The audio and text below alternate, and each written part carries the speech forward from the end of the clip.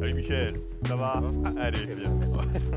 Si certains écrivains s'enorgueillissent d'être tombés 7 fois et de s'être relevés 8, certains entrepreneurs comme Michel Marty sont beaucoup plus modestes avec ce genre de chiffres, car ils font partie intégrante de leur parcours, avec ou sans filtre.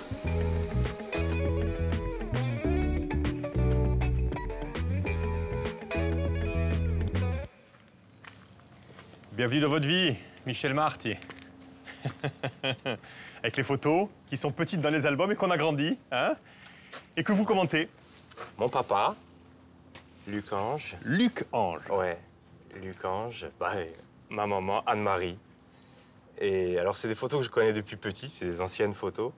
Et c'est vrai qu'on les voit toujours en minus dans les albums. Et puis là, ça m'a fait bizarre hein, de voir. Mon papa est décédé maintenant depuis plus d'une douzaine d'années. Ma maman est toujours là.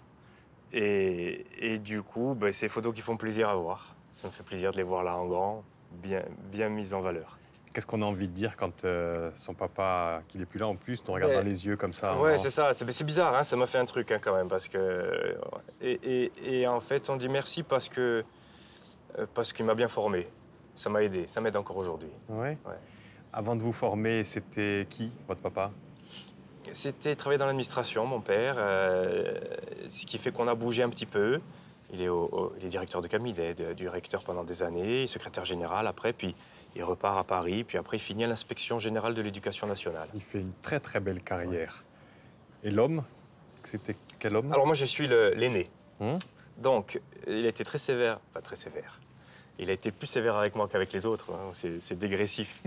Mais toujours droit, en fait. C'était surtout des questions de principe, d'éducation, de droiture et surtout également, une fois qu'on a décidé, c'est ça qui m'a aidé, notamment quand j'ai eu des difficultés, quand j'ai monté ma structure, de ne pas abandonner, quoi. Et c'est certainement de lui que je tiens ça. Ah, oui. Cette volonté, en fait, de continuer. Voilà. Il se rencontre comment avec votre mère? Il se rencontre par le biais d'un ami de la famille de ma mère, qui est mon parrain aujourd'hui, Jean-Jacques Andréagne. Et s'il fallait la décrire, elle aussi, quand même, un petit peu? Oh, c'est particulier, ma maman, parce que mon père, c'est des gens qui ont toujours été là, qui m'ont toujours soutenu. Je sais pas, c'est particulier de décrire sa mère, parce que c'est tellement proche que... c'est pas facile du voilà. tout. Donc, mais elle est hyper active. Elle travaille beaucoup, toujours aujourd'hui. Elle s'occupe de plein de choses. Elle est à la retraite aujourd'hui, mais elle est au moins aussi occupée que quand elle travaillait, quoi. Elle a toujours, ça fait 50 ans que c'est comme ça. Elle était bien formée avec 3 enfants, elle n'a pas lâché le morceau. On a bien compris que votre père, pour sa carrière, part, et donc vous le suivez. Vous naissez à Ajaccio en 1979, vous quand même. Oui. Pas de souvenirs, hein? Non. Les premiers souvenirs, ils sont là. Dites-moi si je me trompe. Alors là, on va commencer là. On va commencer là, Michel. Alors, je pense que c'est à Bordeaux, parce que du coup, on est vite parti à Bordeaux. On a vécu 2 ans là-bas pendant que mon père il faisait des études. Mais look années 80. Tout, hein. Pas que le look, hein, déco années 80 aussi. Ouais. Pas trop de souvenirs non plus là, hein. Vous avez quoi? C'est léger. Moi, je suis arrivé à Bordeaux, j'avais 2 ans, je suis resté jusqu'à 4 ans. Donc, j'ai quelques petits souvenirs comme ça. Je revois voilà, mais ça reste vraiment diffus. Hein. Les souvenirs marquants. Là, ça commence. Ils commencent à être là, hein, quand on arrive à Paris. À Paris. Donc, on est repassé par Ajaccio un tout petit peu. Et puis après, boum, pareil, mon père a travaillé à la Caisse des dépôts et consignations. Donc ça, c'est à Paris que ça se passe. Mais là, Paris, pareil, hein, autre ambiance, comme oui, là aussi, on voit, hein, moi, j'avais jamais mis de cagoule pour le froid à Ajaccio. C'est un vrai choc, pour le coup. C'est un vrai choc, déjà, un choc thermique, déjà. Et puis, on avait toujours vécu, jusqu'à ce qu'on parte à Bordeaux, puis on revenait tous, on est revenu toujours 2 mois à l'été, etc. Mais on a toujours vécu proche avec toute la famille. Et être un peu expatrié comme ça, et être juste mon père, ma mère, mon frère... Pas trop d'amis, pas trop. Ça a été quand même une période compliquée. Alors nous, petits, on le ressent différemment, parce qu'on est enfant et on capte pas toutes les choses. Ma mère l'a pas spécialement bien vécu non plus. Mais on a fait 4 ans à Paris. Et puis après, fin des années... Oui, mais sauf qu'il y a ça aussi à Paris. Alors je sais pas si c'est à Paris. Oui, c'est à Paris. C'est à Paris, c'est le CP. Et là, pour le coup, c'est pas top. Non, c'est pas top. C'est pas top. En fait, je sais pas, ce qui fait qu'à 6 ans, on se sent pas bien dans un endroit. C'est bizarre, hein, parce qu'à 6 ans, on pourrait penser qu'on vous met n'importe où. Et alors, j'avais pas spécialement d'affinité avec avec les enfants qui étaient dans ma classe. Avec l'école surtout, non? Ouais, Michel, c'est l'école aussi. Il y a un truc, alors j'ai que cette photo du CP, moi, mais tout au long de votre scolarité, l'école, la classe, c'est pas... Il y a quelque chose qui ne va pas, en tout cas. Enfin, qu'est-ce qui ne va pas, d'ailleurs? Je pense que c'est de me mettre dans une boîte avec des règles et de devoir respecter les règles tout le temps, quoi. Vous avez quand même votre bac, hein? Oui. Et puis, contre toute attente, vous qui n'aimez pas les règles et qui n'aimez pas les cases, on vous retrouve là. Venez à côté, passez par là, je vous en prie, je vous retrouve de l'autre côté. On vous retrouve, Michel, en droit. Voilà, pourquoi? Je sais pas, parce que s'il y a bien un endroit où il faut être dans les cases, c'est quand même le droit, quoi. Alors, mine de rien, ça a un rapport. Pourquoi? Parce que je savais pas du tout ce que je voulais faire après le bac. Mais alors, vraiment pas, quoi. Je savais ce que je voulais pas faire. Je voulais pas rentrer dans l'administration comme mon père, par exemple. Je voulais pas être dans des bureaux, je voulais pas tout ça. Mais une fois qu'on a dit ce qu'on veut pas faire, il faut savoir ce qu'on veut faire. Mais c'était pas encore ça. Donc je suis allé à Corté en droit parce que je me suis dit que ce serait la filière la plus large qui pourrait me correspondre. J'étais pas scientifique, etc. Éco non plus. Droit non plus, je vous dirais, mais à la limite, ils prenaient tout le monde. Donc, on est allé en droit. J'ai fait 4 ans de droit, maîtrise de droit public. Oui, mais dès le début, vous vous rendez compte, dès la première semaine, deuxième semaine, vous vous rendez compte que le droit aussi, manifestement... Et pourquoi vous continuez première année, deuxième année, troisième année? Ça, je pense que c'est encore l'influence de mes parents et de mon père, surtout, qui, lui, était très, au contraire, dans l'administration, etc., qui m'a dit, écoute... tu feras les études. Enfin, c'était un peu prévu comme ça. Je ne me suis même pas trop posé la question. Puis la rébellion n'est pas arrivée de suite. Donc j'ai suivi. Puis ne sachant pas quoi faire, j'ai dit, bon, OK, on va faire du droit pendant 1, 2, 3, 4 ans. On verra bien où ça nous mène. Au moins, ça nous donnera une base. On aura l'habitude de travailler. On aura des... Voilà. Et je dis, peut-être que quand je sortirai au bout d'une maîtrise de droit, si j'y arrive, on fera quelque chose. Et puis au bout de la maîtrise de droit, mes parents m'ont dit, continue, fais une 5e année. Je dis, OK, mais alors pas de droit. J'en peux plus de droit, c'est bon, j'ai compris. Et donc, j'ai atterri en com. Et puis, dans la foulée, j'ai fait un stage dans une boîte de prod, dans la foulée de la rédaction. J'ai fait un stage dans la boîte de prod. Et puis, de fil en aiguille... Le fil en aiguille, on va voir où ça va donner. Parce qu'il y a le stage dans la boîte de prod, mais on va vous retrouver encore dans un endroit encore plus surprenant, justement. On n'a pas fini les surprises avec vous. Allez. C'est par là que ça se passe.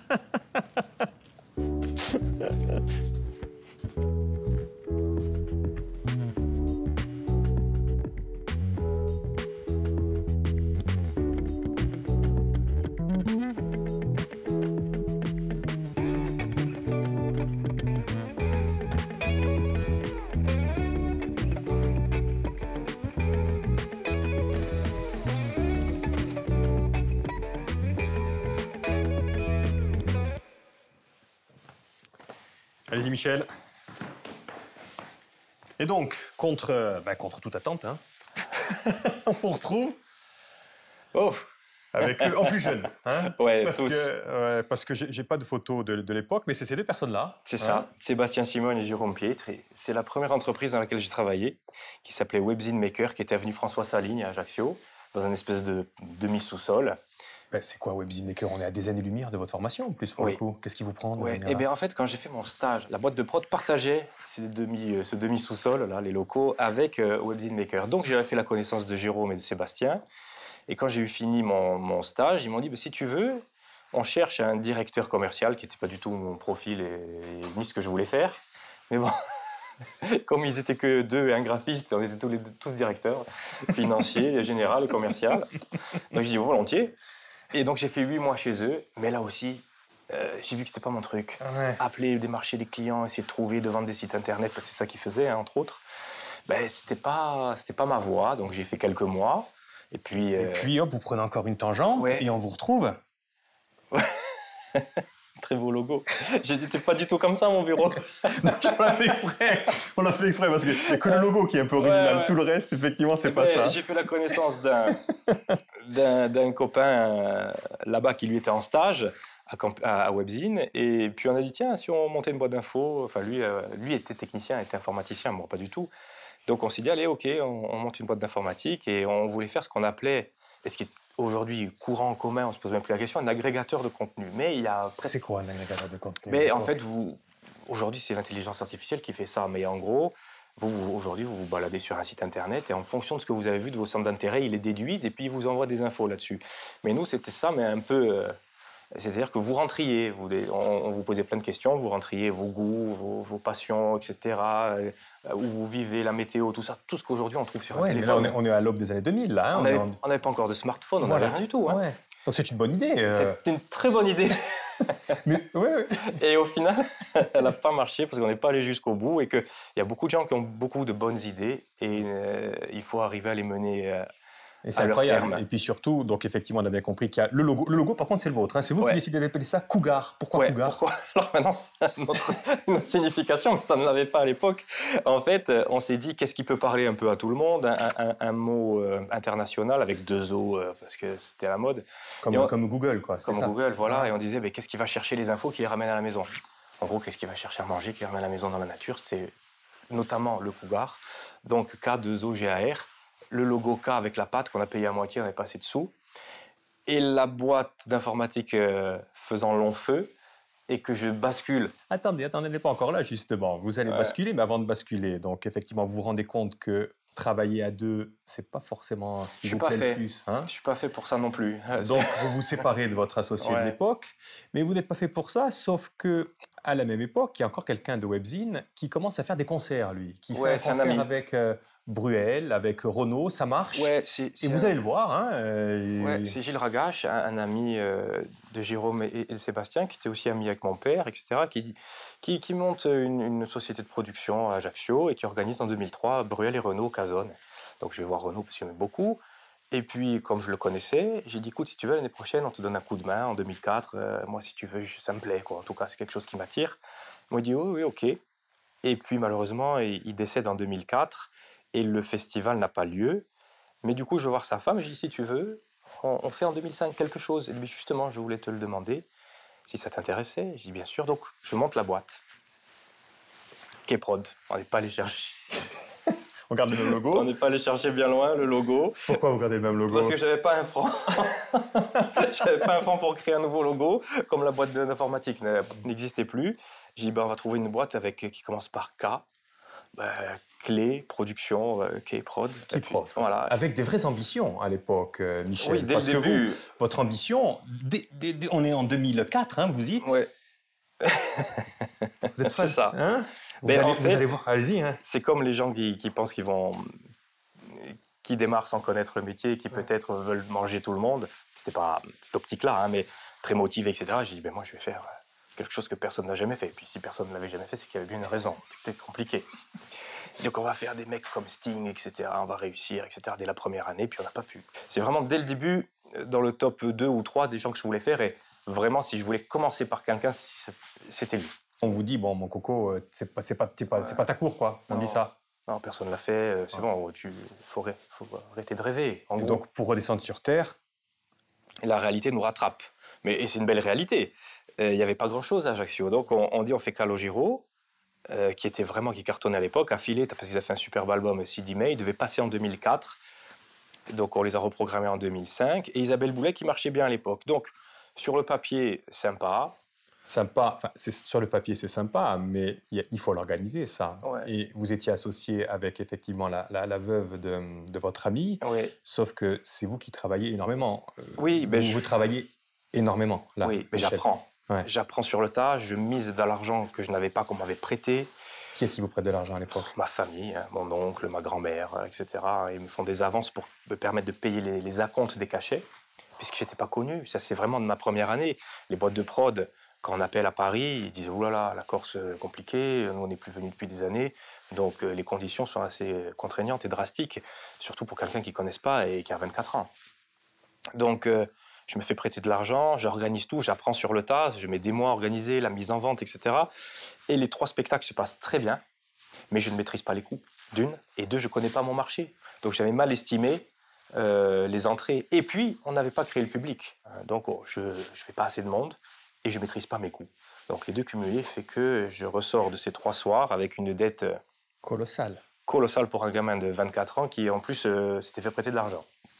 Et surtout que, autre surprise, c'est que pour monter ces 3 soirées, vous êtes associés. On est 3 associés. 3 associés. Donc j'ai dit, écoutez, on a perdu beaucoup d'argent. Hein. Donc on coupe en 3, ça nous aidera à rembourser. Et les deux me disent, moi j'ai pas de sous, moi j'ai pas de sous. Je dis, moi non plus j'ai pas de sous. Ah oui, mais on ne peut pas. Je dis, mais moi non plus, je ne peux pas. Ah, mais c'est pas grave. OK. Donc, je suis reparti tout seul, avec les dettes globales de tout le monde. Et donc, ça... Alors là, double effet qui se coule. Je m'entends, c'est bien beau de ne pas vouloir travailler dans l'administration, mais maintenant, il faut assumer. Donc, ça cadre dessus. Donc, qu'est-ce qu'on fait? Il me dit, considère que tu t'es acheté un fonds de commerce, et maintenant, tu travailles et tu rembourses. OK. Il vous prête encore de l'argent, votre père? Il fait un prêt. Non, mais parce que là, il y a les mots et puis il y a derrière, la pratique ça suit, quand même. Hein. Ça Ma grand-mère, tout le monde. Il y a encore... J'ai ruiné toute la famille. J'aurais pu ruiner toute la famille, mais ils m'ont tous prêté de l'argent. Non, mais là, on en rigole, mais c'est incroyable. Vous avez 24 ans, vous avez une dette colossale. Vos parents, effectivement, vous aident, vous mettent la pression. Mais ils ne vous disent pas d'arrêter, par contre. Non. Ah non. De toute façon, c'est deux choix. Hein. Soit je plantais la moitié d'Ajaccio, on ne me revoyait plus, parce que je n'aurais pas pu me regarder dans la glace. Soit je cravachais, je travaillais, je remboursais et j'affinais un peu mon travail, je peaufinais ma proposition. C'est ce qu'on a fait. Mais avant de peaufiner la position, effectivement, il va falloir rembourser. Et j'ai mis ça. Et vous allez là repartir en bas de l'échelle. Hein. On vous retrouve chez Ricord. Chez Ricord, où j'ai fait 2 ans. Alors, avec un salaire mirobolant. Oui. Alors, j'ai fait 2 ans à mi-temps au SMIC. Donc, j'ai gagné 500 € par mois.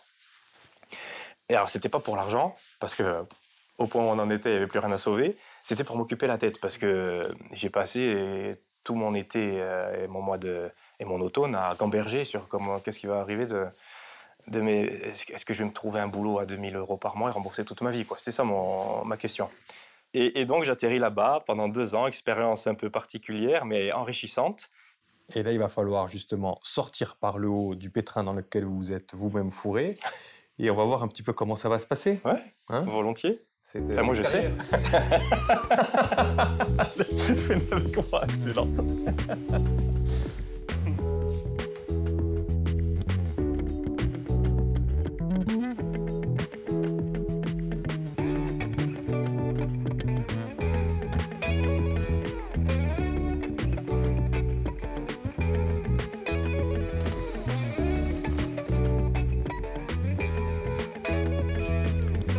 Prenez place, Michel.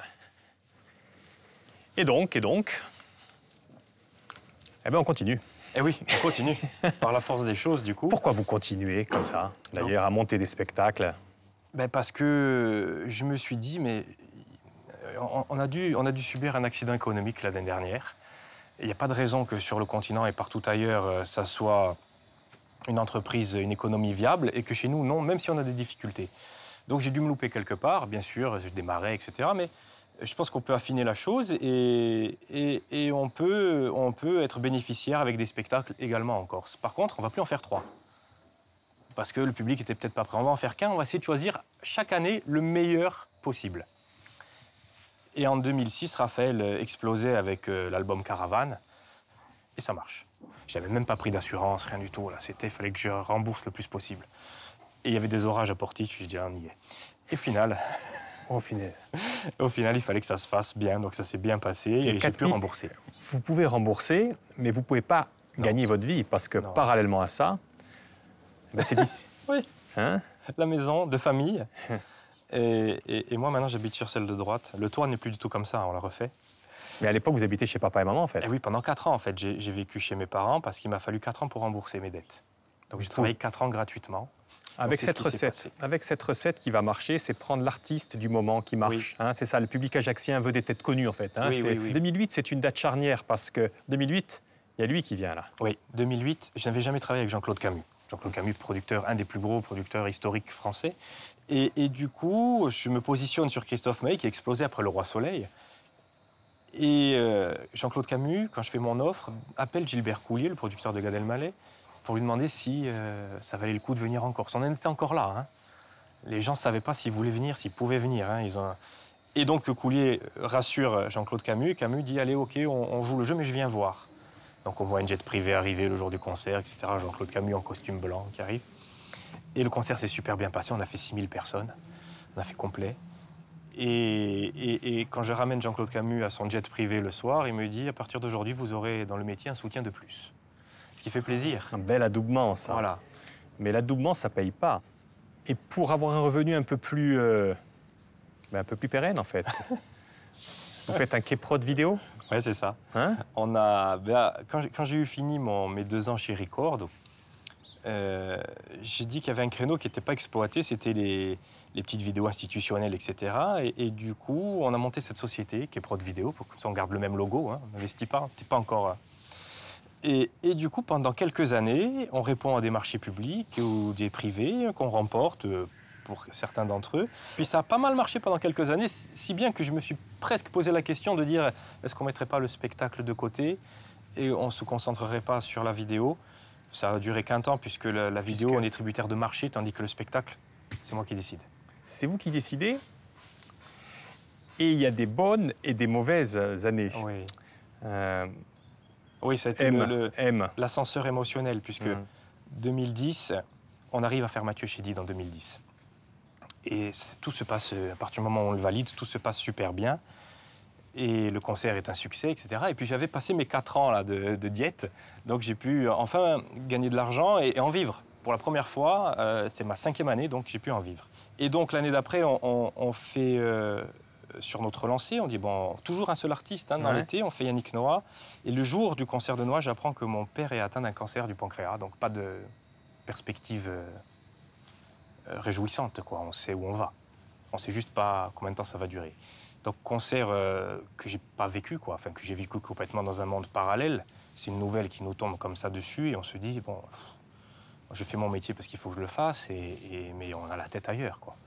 Il va décéder quelques mois après, hein, ouais, votre 18 papa. mois après. Il ne connaîtra pas votre réussite, puisque... il avait vu un petit peu, en tout cas, il a vu la lancée. Il a vu que j'étais sorti, grâce à lui, entre autres, de la difficulté, que j'avais peut-être les armes aujourd'hui pour m'en sortir. Donc je pense qu'il a vu la lancée et je pense que ça va maintenant. Il vous a donné des conseils avant de partir? Vous avez des discussions un petit peu comme ça? Non. Non, parce que c'est pas le genre. Et moi, je n'étais pas le genre à aller demander ça. Mais en fait... Ce qui me guide encore aujourd'hui, c'est ce que j'ai vu. C'est les actes plus que ce qu'on peut discuter. On peut dire ce qu'on veut, mais c'est ce qu'on fait, ce qu'on prouve par les actions qui comptent vraiment. Donc c'est plus ça qui m'a éduqué. Donc je me nourris de ça encore aujourd'hui et j'ai eu raison. J'ai eu raison puisqu'on a poursuivi la route. Et puis il va y avoir un déclic. C'est celui-ci le déclic. C'est avec les insus en fait. Oui. Parce que là, votre modèle économique auquel vous tenez, c'est-à-dire privé, pas de subvention publique, hein, pas d'association. Mais là, justement, il va y avoir un déclic avec les insus. Oui. Mais je suis allé voir la ville d'Ajaccio, la mairie, j'ai dit, écoutez, il y aura des retombées économiques, en termes d'image, c'est quand même quelque chose d'important pour Ajaccio. Est-ce que si vous m'aidez un petit peu, vous me donnez une aide à l'organisation de ce spectacle, eh bien, moi, je tente le coup d'y aller. Et ils ont joué le jeu, ils m'ont dit, OK, on te donne une aide, ils m'ont aidé. J'ai pas gagné 1 euro sur ce concert, et heureusement que leur aide était présente, sinon on aurait été à perte.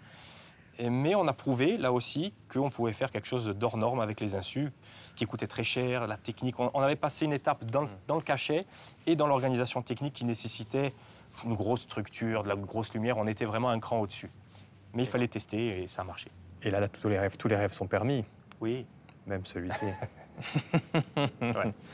Quand vous voyez cette une, Michel, là, vous avez les larmes aux yeux, là. Il y a quand même beaucoup de choses qui remontent. Je les ai eues le matin du spectacle.